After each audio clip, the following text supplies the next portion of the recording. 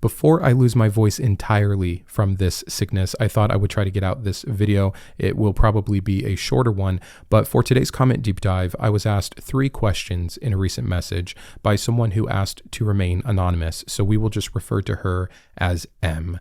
M asked me 3 questions at the end of explaining her situation that I think can be relatable for a lot of you and thus hopefully helpful for many of you. Before I get to the questions, I want to summarize their position. They grew up in a Catholic home that was religious but not overly religious.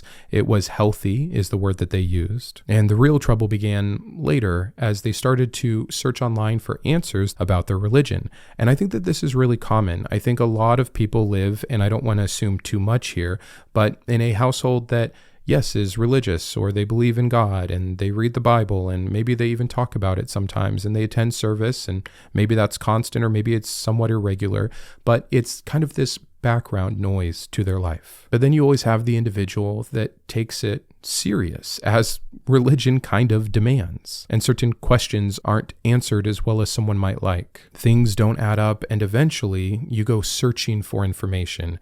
And this person says that when they went searching for that information, mainly online, they began to get very confused and very afraid, to the point where they now believe themselves to be dealing with religious scrupulosity, which is a big term that I looked up the definition for. I understand it's a subset of OCD, and the way that you can think about it is someone that just takes religion really seriously. But let me read you a better definition here. Characterized by pathological guilt, irrational fears of sinning, blasphemy, or divine punishment, and excessive moral or religious rigidity. So knowing this about herself, she is being really cautious with where she is seeking advice, and she is concerned about being manipulated or having fear used against her. And so I want to be gentle in this reply, but I also want to be honest. And at the end of the day, all I seek here is to hopefully be a comforting and helpful voice that presents some nuggets of information as they continue to sort this out. So here are the 3 questions, and then we'll go through them one by one. Question 1, do you think Christianity was poisoned from the very start, or that it's just been corrupted and twisted over the years? Question 2, are you in any way still spiritual? Do you believe in anything in the spiritual, religious, existential context? And question 3, do you have any advice or words of wisdom or something comforting that you could share? That first question is so interesting to me. When did it all go awry? And especially knowing that this person was raised Catholic and that there is this teaching within the Catholic Church that, they have been the one true preservers of the one true religion, and that it was all perfect and agreed upon until things went wacky during the Protestant Reformation. I would love to give you maybe something else to consider. First of all, for someone dealing with what you're dealing with psychologically, it can help to remove the black or white thinking. There's nuance, there's a lot of middle ground, and there's a lot of really interesting history here. Don't think about early Christianity as a river that eventually splits. Again, kind of the Catholic idea. Think about it more like a delta with dozens and dozens of streams branching out from it, merging and contradicting each other in many different places. Different communities believed radically different things about Jesus right from the beginning. And not just Jesus, about the Jewish text, about the concept of salvation, about the idea of sin, the law, the afterlife, God's nature, and on and on and on.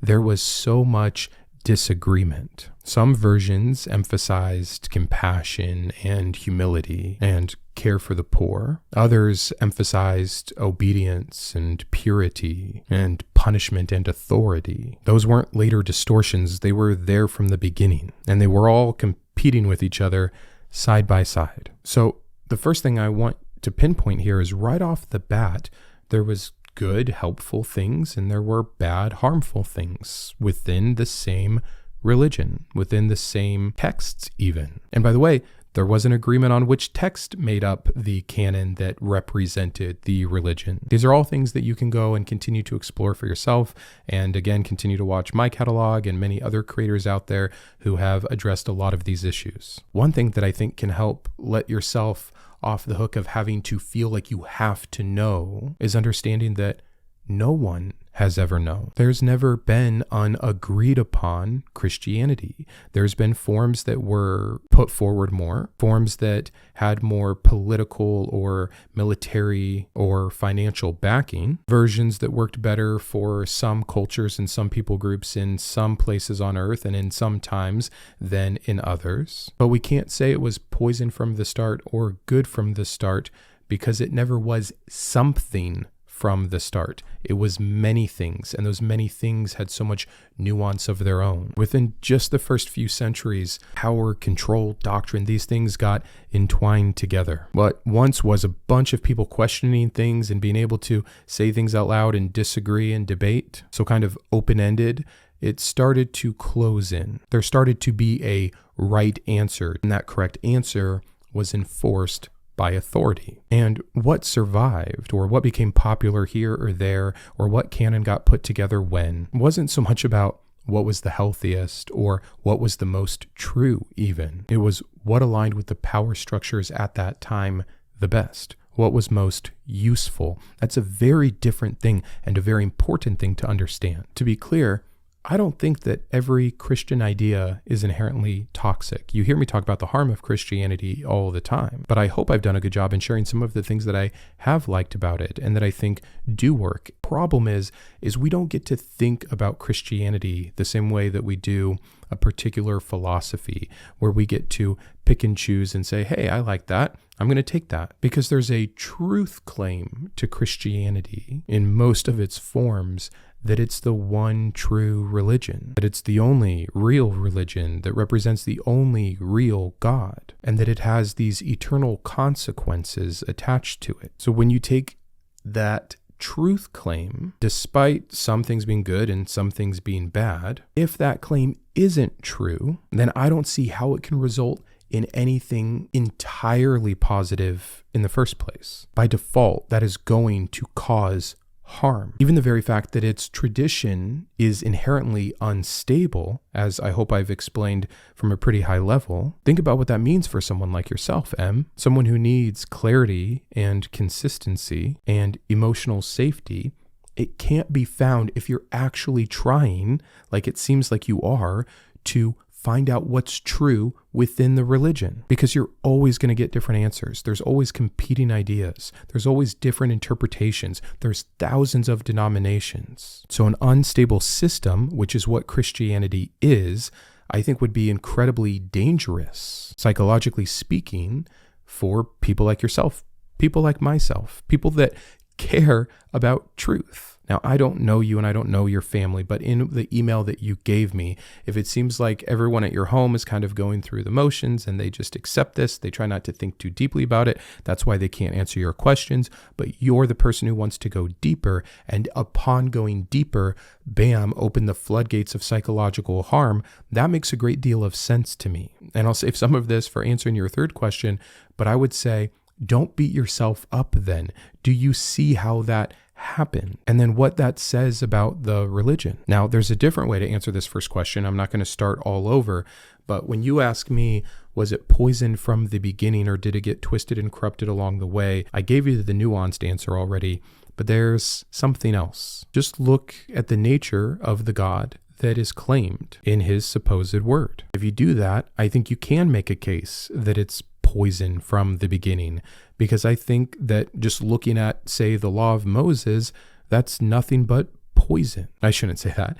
There are some, believe it or not, good laws in that 613 commandments, but most of them either don't apply to you today or show a God who's concerned with things and condones things or commands things that we know are immoral and harmful. A religion that treats women and thinks about women in the way that we see this God treat and think about women in the Old Testament and in his law, that's poison. As one small example, not getting into slavery and the genocide and the corruption and the selectiveness, the justification for so many things that produce violent and disastrous results. But then Jesus comes along and many Christians will think, well, that makes everything sunshine and rainbows. Because yeah, Jesus has some pretty cool philosophies, some pretty cool moral developments for the time and place that he's in. But he also upholds the law. He ties himself directly to Yahweh. And so again, if we were just talking about Jesus as a philosopher, we could say these things look really good. Let's use this and move forward. But again, that's not the claim. And so even as we get into the New Testament and the development of Christianity over Judaism, I think, yes, still poison. And this is hard for me. I have to be so careful in how I speak about it because, again, going back to what I said at the beginning, Christians can be wonderful people who do wonderful things, even in the name of their religion. But it's usually despite what much of the rest of their religion says. They've cherry-picked the pretty parts. That doesn't give the religion a pass, though. Long story short, if you want to identify Christianity as a philosophy, we can talk about the nuance of it. If you want to identify it as a truth claim, when we know that so much of it is not true, and that so much of it is harmful. This is going to be me saying poison, poison, poison. This is going to be me saying, hey, it's looked like a lot of different things at a lot of different times. I hope that helped. Let's move on to the next question. Are you in any way still spiritual? Do you believe in anything in the spiritual, religious, existential context? I've talked about this before, but if I were just sitting across from you, Em, right now, I would say, yeah, we all believe in something. That's different than we all worship something. That's different than whatever I believe in is my religion, which is what many believers will try to say the atheist has to do. And if I had to narrow it down to one word, I would say I believe in reality. Reality's already mysterious enough, no God required. Reality already causes enough awe, no God required. Reality already allows for me to think, to have consciousness, to create meaning for myself, to utilize the skill of morality, which is what I believe morality is. Not some objective thing that exists, but a skill that evolved alongside us to help us get along in this world. I believe in love. I don't care if it's just a chemical reaction. It's a reality. Something that I think, and I'm speaking this way mainly a little bit because you're younger and you grew up in religion, and religion tries to act like it created these things, that without it, you can't understand love. You can't have a grounding for your morals. Yeah, maybe you can still do good, but you don't know why. You can't say why someone else should. You can't have some bigger meaning. You're just living for today, living for yourself. You're probably a selfish person, right? Like it ingrains all these things in. It tries to act like it and it alone, through God and God alone, provides for these things. But you can do a simple little thought experiment right now. If religion just, bam, every kind of religion disappeared off the face of the planet, do you think people would stop loving their spouse or their children or their friends? No. Do you think people would all kill themselves immediately because there'd be no reason or meaning to live? No. Would people stop going to school for the thing they're interested in? Would they stop having dreams? Would they stop creating art? Now, some of these things might look different, and that's fine. You can make a case for how religion has affected humanity, because it absolutely has. But it doesn't mean it's the only thing that can. And apologists will fight tooth and nail about how empty or nihilistic the true atheist would have to be. Well, I'm a true atheist. I absolutely don't believe in God. And I'm still moral. I'm still a great friend, a great partner, a great father. I still have care and ambition and creativity and love in my life. So if I repressed and said I had to believe in something, I believe in those things. And again, I believe in reality. And that's why I want to know what reality actually is as much as we can. There's things we can't know. There's things I'm probably wrong about. But I don't need pretend in my life to stop me from murdering and pillaging and raping. I don't need pretend in my life to love my kids or to desire the best for them or to act in that way. Now, the first part of that question was, do you believe in anything spiritual? And I have personally chosen to avoid using the term spiritual, because I think there's such a connotation with it in terms of religion that I think it confuses and does more harm. Now, if you want a different take on that, you can go to my friend Britt Hartley. The name of her channel is No Nonsense Spirituality. I had a wonderful talk with her. If you want to check that out, where we kind of get into the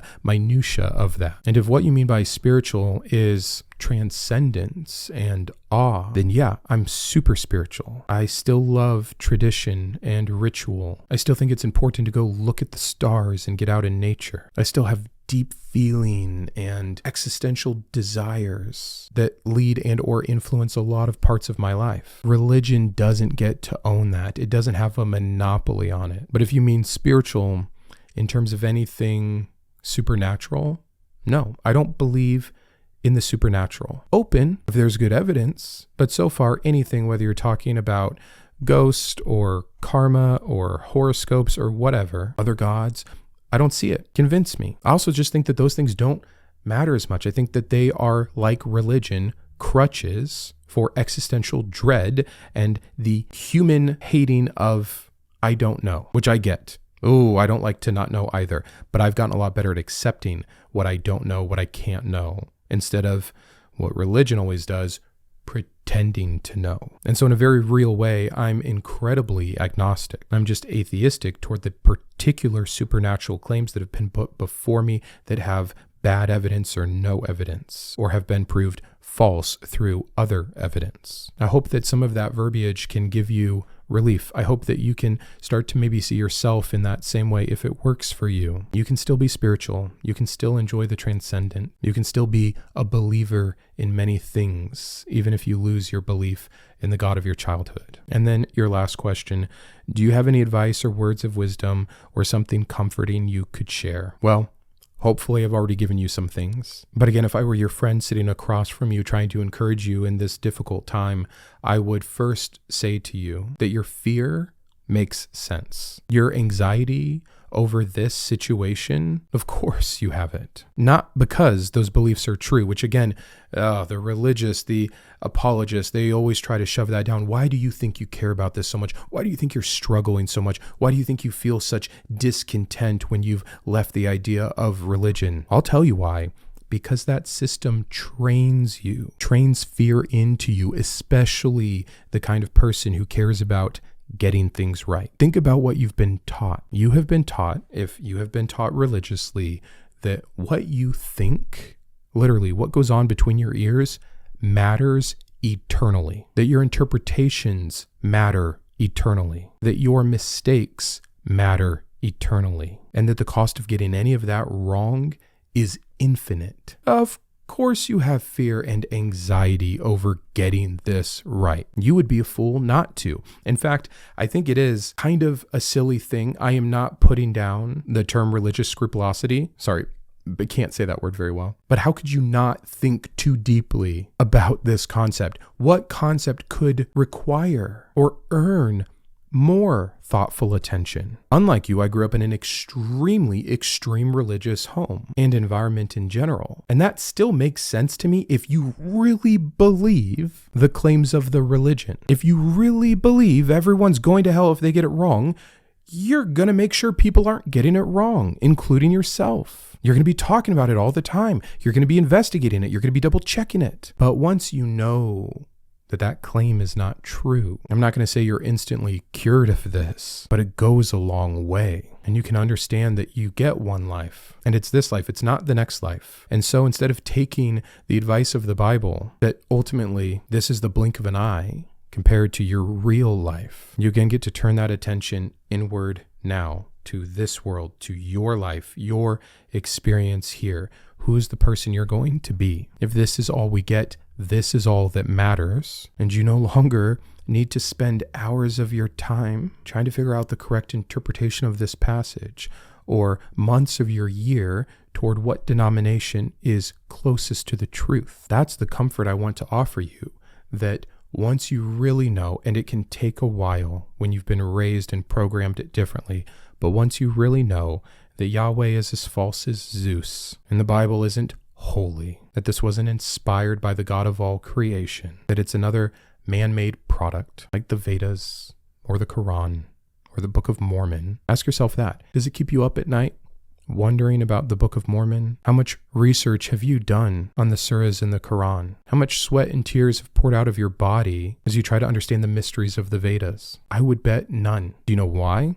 Because those concepts, those claims aren't true to you. And as soon as Christianity gets on the same level, the natural human level of all other mythologies and religions, I hope that you can see you just might be able to view it the same and give it the same little non-existent attention that you do the others. The only reason that I still concern myself with scripture or religion is because I'm trying to help others. And because personally, I think it's really interesting. It is an interest of mine. But otherwise, I am so happy for the agnostic or atheist who leaves religion and leaves it. You're done because you find that it's just nothing. Not nothing in the physical sense. Of course, religion is real. People believe in it. It affects our world, but it's nothing to you because it's not true. And that is where the obsessiveness comes from. If it is true, or if you already believe it's true and you want to get it right, you want to represent it well. You don't want to miss the mark. You don't want to sin. You don't want to be confused. You don't want to be led astray. You don't want to be deceived because the Bible has given you all of that fear. Think about just the one claim in the Bible that Satan can disguise himself as an angel of light. One of the things that really helped me was understanding that in this system, a God of perfect justice, love, and truth has allowed, if not straight up designed himself, if he is the sovereign one, a situation in where the worst enemy I can have, despite me, can convince me that he's on my side, that he represents truth. That doesn't make any sense at all. And I did a whole video on it designed to be deceived. And I think that if you see all the instances in the Bible where God is the one doing the deceiving or allowing the deceiving or not protecting us from that kind of deception, you might think, you know what? This doesn't sound like my problem anymore. And it's not. Just in general, imagine what kind of a school would pass out a test that will determine your eternity, by the way. But you're not told the rules. Everyone is giving different answers. When you try to study and you try to research, you see that no one has the same conclusions. There's no possible way to answer the questions on the test consistently. There's never been consistency in the history of the learning required for the test, yet you're told there are indeed only certain correct answers, and that the penalty for failing this test is infinite. What kind of a test or school or administration would that be? Would you ever go there? Would you send your own kids there? How could it even be useful? And how could it not produce anxiety and fear? So again, I say that not to add on to your confusion, but to show you why, of course, you're confused, but why you shouldn't have to be. Here's the comfort I can give you. It's okay that you're afraid. It makes sense that you've been anxious. Of course, yes, you are confused. And it is not your obligation to personally resolve the religious questions that thousands of years still have not been able to resolve just because fear demands it. Fear is a terrible compass. It's a useful tool, but it is really bad at helping you know where to go. The most current, newest apologetic debate going around online anyway, again, is hell. Because, shocking, Christians can't agree. And they're going around in circles again. I did a video not too long ago where you can see that happen in real time. And a lot of the responses from people in your situation to that video were, oh my gosh, thank you. It made me feel so silly that I've been so concerned with hell for so long when all of these supposed men of God who every single day are telling you how they're hearing from God and how they understand the scriptures, when you can see them in real time not be able to agree with each other. And this is true for everything, not just hell. But I think you can take comfort in that in the same way that those people who sent me those comments can take comfort in that. These people with millions of followers who present themselves as flawed humans but still so spiritual, so understanding, have spent so much time in the Word, will tell you with an honest smile that they hear from God in their quiet time, that they have the Holy Spirit of the Most High dwelling inside them, giving them wisdom and discernment as promised, and yet they cannot agree. But you're supposed to know? Good luck. And the more that you learn about Christianity and the more that you see all the different things, competing things, mutually exclusive things that Christians claim to know, the more you see, no. And you can remove yourself of that responsibility. So thank you for your inquiry. I hope that this has helped at all. I hope that this has helped anyone watching. Just some thoughts. They're not all fleshed out. There's much more that I could say. There's some parts of it that I'm hearing myself say that I feel I need to defend. I'm not going to worry about it, but give yourself permission. Let yourself off the hook here a little bit. Keep learning. Allow time to do its magic. But my last piece of advice for you, especially assuming your age here if you're at university, is to take that energy that you have been putting towards resolving this and put it towards all the other wonderful things this world has to offer. Get curious in the same way, even almost obsessively, about psychology, about philosophy, about mental health, about physical health, about whatever field you want to go into. Leave this behind. Easier said than done, especially, again, I don't know where in your process you are, but even if it's just temporarily, could you give yourself 3 months to say, I don't need to know this right now, and to put that attention towards something that will benefit your life? Think about it this way. Let's assume you're 19. 19 years of being in this religion, going to weekly services to learn more about the religion, reading the religious book daily, weekly, however invested you were, and this is your result. Confused and anxious. Maybe that says something in and of itself. So take your 19 years, put it on pause. Give yourself permission for 3 months to put even half as much energy into learning something else, a new skill, a new idea, a new concept, and reevaluate. If there's a voice in the back of your head saying you can't afford to take that chance because what if you die in the next 3 months and you haven't resolved this? Bam, you've already shown how harmful, poisonous this religion is. If a belief system requires constant anxiety and fear to keep you aligned from a supposedly perfect God of love, come on. So there's my 2 cents, or more like 200 cents. I hope you'll take it for what it's worth. To you, M, and to everyone else, thank you for being here and being part of this community and continuing to desire knowledge and to learn and to grow. Despite the fact it will cost me subscribers, I think for many people, there's a time to be here and then a time to move on. And for those of you that are just feeling the weight of this over and over and over, maybe try moving on. Look at a different part of life. When I'm not here making these videos, I am not concerned with religion. I am living a wonderful life of parenting and partnership and hobbies and interest and friendship and adventure, and I wish it for all of you. That's it for today. Thanks again for being here. I'll see you Sunday, hopefully, if I still have a voice, and until then, keep thinking. I wanted to personally thank my top tiers of support: my Iconoclast, Ann, Boris, Chris, Grant, GVI, Jimmy, Joe, Kitboga, yep, the Kitboga, Matthew, Perry, and Shawn. My Humanist heroes: Chris, Craig, James, Jarrod, and Kristi. My Atheist advocates: Aquitar, Caleb, Dakota, Dan, Drew, Jeff, Jeffrey, Jeremy, Jugs, Julie, Malcom, Paul, Sparky, and Thomas, as well as all of my secular scholar patrons. Would you consider joining these fine people?